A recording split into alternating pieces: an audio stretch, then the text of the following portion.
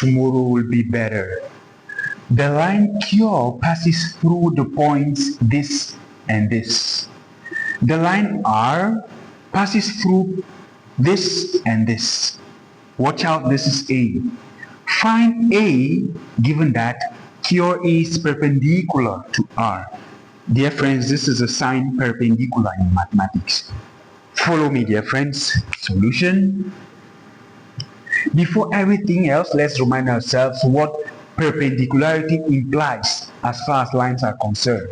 If two lines of gradients M1 and M2 are said to be perpendicular, this implies that the product of these gradients M1 and M2 should equal -1.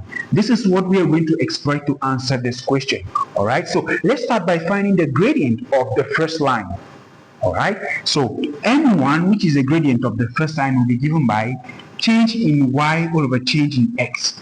Now, for the first set of points, or for the first pair of points, we will have that minus 8 minus 2 minus 2. Be very careful with the negative signs.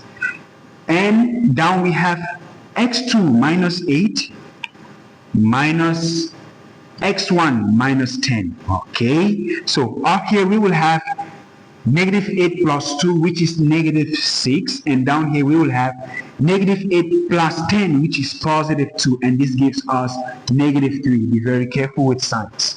Now that we have M1, let's go ahead now to calculate M2. M2 will be given by dy dx for the second set of points, okay?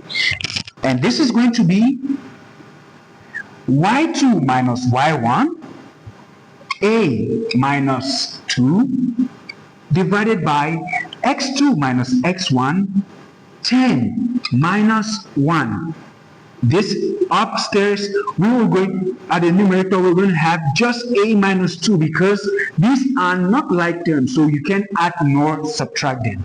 And down here we have 10 minus 1, which is nothing else but 9. But now look at this property over here. It says for line 1 and line 2 to be perpendicular, it means the product of the gradients should be equal to this. So we're going to use this property. Now, this implies here that, for example, M1 will be equal to -1 over M2. This is what we are about to use here.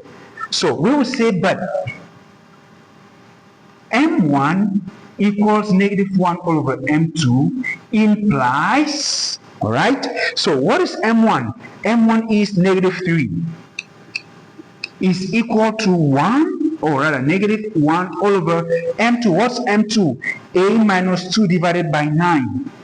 A minus 2 divided by 9. Of course, no need to tell you that this is going to come up, and watch out for the negative sign. So this is, let me try line. This implies here that we're going to have -3 equals -9 all over a minus 2. To simplify this expression and make a the subject, start by doing a cross multiplication, okay? So if you do this, we're going to have -3 into a minus 2 equals 1 times -9 is just -9. Now, open the bracket, -3 times a is -3a. Now, -3 times -2, be careful with the negatives, which quickly turn out to be positive. And to the left, to the right, rather, I'm going to have -9. Start by again, or rather, continue by sending this to the right.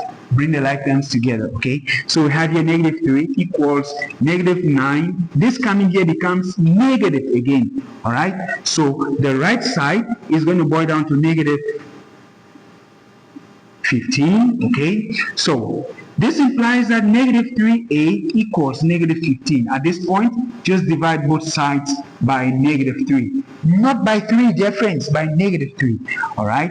The negatives go away here, and then here we are left with only 5. Therefore, a is going to be 5 for this condition of perpendicularity to be satisfied. Tomorrow will be better.